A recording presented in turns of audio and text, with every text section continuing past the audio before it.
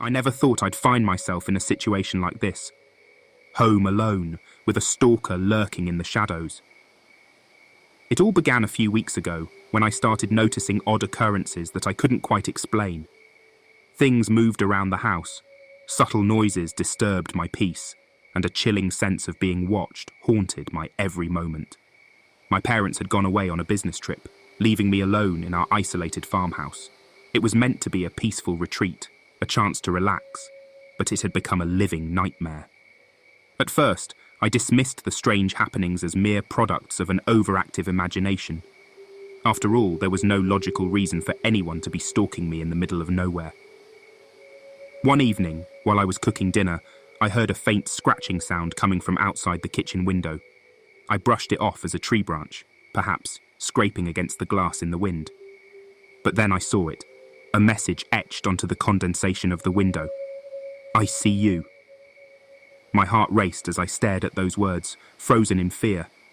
My hand trembled as I grabbed my phone and dialed 911, trying to explain to the operator what was happening. They assured me that a patrol car would be dispatched to my location, but warned that it might take some time due to the rural setting. I armed myself with a kitchen knife and locked every door and window in the house, praying for the police to arrive soon. The minutes dragged on, each one feeling like an eternity. I sat huddled in the living room, my eyes darting around the room, searching for any sign of movement. Hours passed, and there was no sign of the police. The unease that had settled in my stomach began to morph into a deep, gnawing dread. I knew I couldn't wait much longer. I had to find a way to protect myself. That's when I remembered the old hunting rifle my father kept in the closet. I'd never fired a gun in my life, but desperate times called for desperate measures. I retrieved the rifle, checking it carefully to ensure it was loaded and ready. The weight of it in my hands was strangely comforting, a small beacon of hope in the encroaching darkness. With the rifle in hand, I began a cautious search of the house, room by room. I couldn't shake the feeling that my stalker was inside with me, hiding in the shadows. But each room I cleared was empty, and my confidence grew as I made my way through the house. Finally, I reached the upstairs hallway, and that's when I heard it. A soft, sinister whisper coming from my bedroom. My blood ran cold as I crept closer, the rifle trembling in my grip. The door to my room was slightly ajar, and the voice grew clearer with every step I took. "I know you're here," it hissed, the words slithering into my ears like venom. "You can't hide." I burst into the room, my heart pounding in my chest, but the room was empty. I checked the closet, under the bed, and every corner, finding nothing but silence and emptiness. Frustration and fear welled up inside me. I felt like a trapped animal, constantly hunted by an unseen predator. I couldn't stay in this house any longer. I had to leave, find help, and escape this nightmare. I rushed downstairs, determined to make my way to the nearest neighbour's house, a mile or so down the road. As I reached for the front door, a shadow moved in the periphery of my vision. I froze her, my heart skipping a beat. The front door creaked open slowly, revealing a figure standing just outside. It was a silhouette, impossible to make out in the darkness, but I knew it was my stalker. Panic seized me as I raised the rifle, my trembling hands struggling to take aim. A voice, low and malevolent, filled the air. "You can't escape, my dear." With a gut-wrenching feeling of dread, I squeezed the trigger, and the deafening roar of the gunshot shattered the silence. The figure outside crumpled to the ground, and I watched in horror as my stalker's lifeless body was revealed in the dim light. Tears welled up in my eyes as I realized what I had done. I had killed someone, but I had also saved myself. I called the police again, this time explaining what had transpired. When they arrived, they took my statement and examined the lifeless body on the ground. It turned out to be a stranger, someone with no connection to me or my family. The police conducted a thorough investigation, but never found any evidence to explain why this person had been stalking me. To this day, I still can't explain the events that unfolded in that isolated farmhouse. The memories of those haunting days continue to torment me, a chilling reminder that sometimes the most terrifying threats are the ones we can't see coming. It was a warm summer night when my friend Mark and I decided to go on a night drive. just like we used to when we were in high school.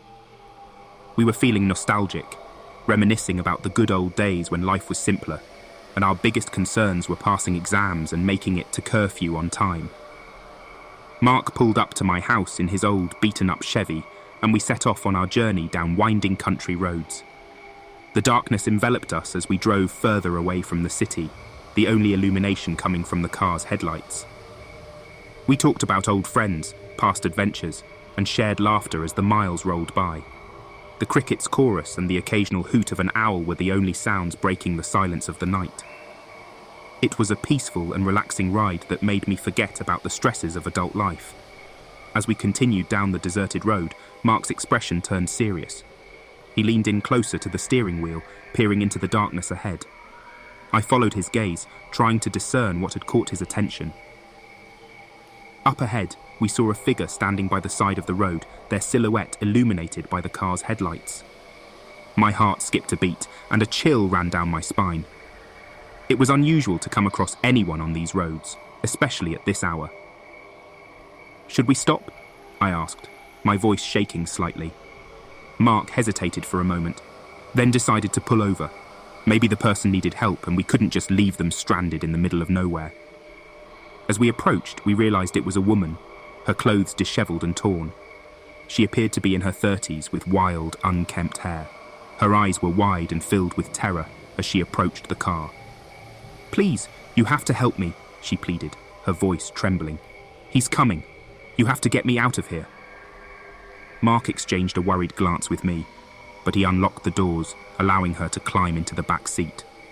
She was clearly distraught, and her frantic breathing filled the car as Mark sped away from the spot. "Who's coming? What happened?" I asked, trying to make sense of the situation. The woman hesitated, her eyes darting around as if she expected danger at every turn. "I can't explain it. You wouldn't believe me if I told you. Just please, keep driving." Mark continued down the road, my anxiety growing with every passing mile. The woman refused to provide any details about her situation, only repeating that we needed to keep moving. I couldn't help but feel a sense of impending doom hanging over us. As we rounded a bend in the road, the woman suddenly gasped, her eyes locked on something in the distance. Mark and I followed her gaze and saw a figure standing in the middle of the road, obscured by the darkness. Mark slammed on the brakes, the tires screeching as the car skidded to a halt. The figure came into view, and my blood ran cold. It was a man, tall and imposing, his face hidden in the shadows of his hood. The woman in the back seat let out a scream, her hands clutching at her torn clothes. "No, no, no! We can't stop! Keep going!" Mark tried to reverse, but the car wouldn't budge. It was as if an invisible force held us in place. The man in the road began to move toward us, his steps slow and deliberate. With a sudden jolt, the car's engine died and the headlights flickered and went out. We were enveloped in total darkness, and the woman's screams filled the air. In the dim glow of the car's dashboard lights, I could see the man was now standing just outside the driver's side window. His face was still hidden, but his presence was suffocating. The woman continued to scream, her voice rising in hysteria. I felt trapped, helpless, as the man reached out and slowly pushed the car door open. And then, with a sudden burst of speed, he lunged into the car, his face finally illuminated by the dim dashboard lights. His eyes were hollow and devoid of emotion, and his lips curled into a sinister smile. Before I could react, he placed a cold, bony hand on my shoulder, and everything went black. I awoke in the driver's seat, disoriented and terrified. The car's engine roared to life, and Mark was behind the wheel, his face pale and covered in sweat. "What happened?" I stammered, my heart still racing. Mark's voice trembled as he spoke. "I don't know, but we have to get out of here. That woman, she's gone." We sped away from that dark stretch of road, leaving behind a nightmarish encounter we could never explain. The memory of that night still haunts me, a chilling reminder that some terrors exist beyond the realm of reason, lurking in the shadows of the unknown.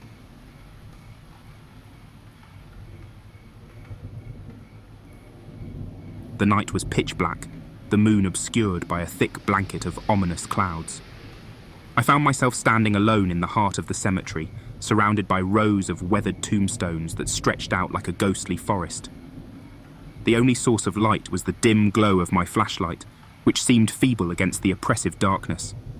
I hadn't intended to be here, but a wrong turn had led me into this graveyard, and my phone had died, leaving me with no GPS to guide me out.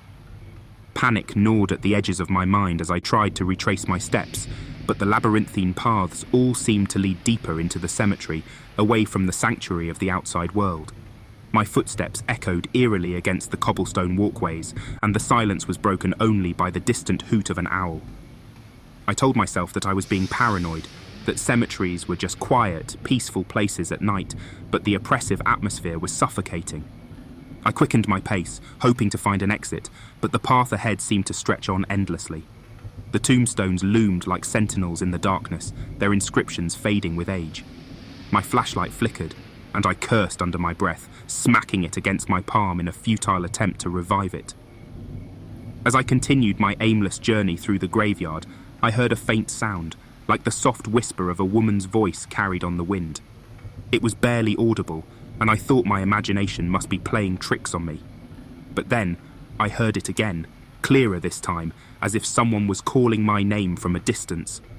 I spun around, my heart pounding in my chest, but the cemetery was empty. The voice seemed to come from all directions, echoing through the tombstones. "Who's there?" I called out, my voice trembling. There was no response, just the persistent rustling of leaves in the breeze. I reluctantly continued my search for an exit, my sense of dread growing with each passing moment.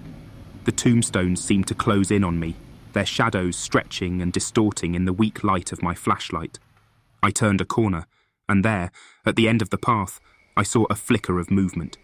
It was a figure, a silhouette in the darkness, standing beside a tombstone. My heart leaped into my throat as I watched, frozen in place. The figure was facing away from me, its posture unnaturally still. It didn't move or acknowledge my presence. I swallowed hard and took a cautious step closer, the crunch of gravel beneath my shoes echoing in the silence. As I drew nearer, my flashlight revealed the tombstone next to the figure.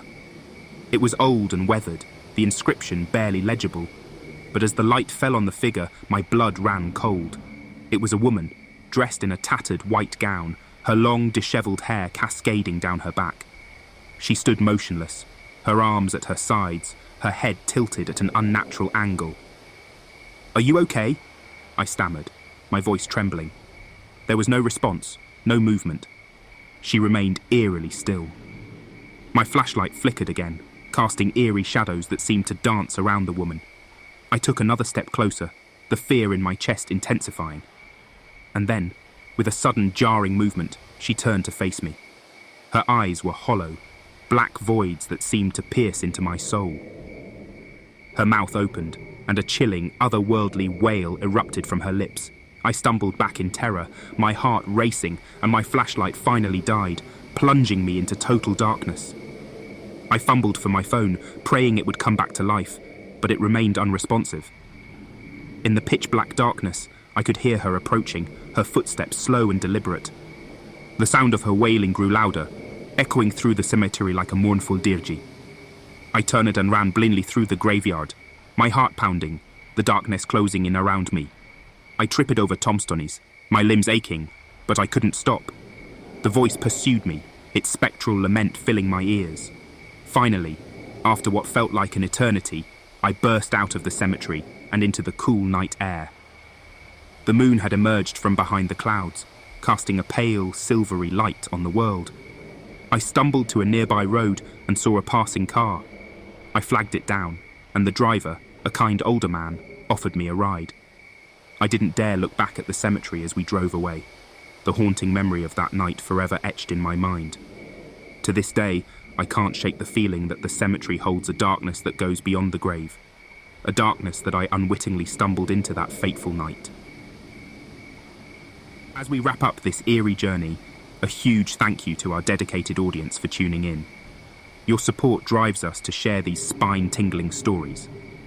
Remember, the darkness is always there, but through these tales, we face our fears together. Until next time, keep those lights on and doors locked. Thank you for watching.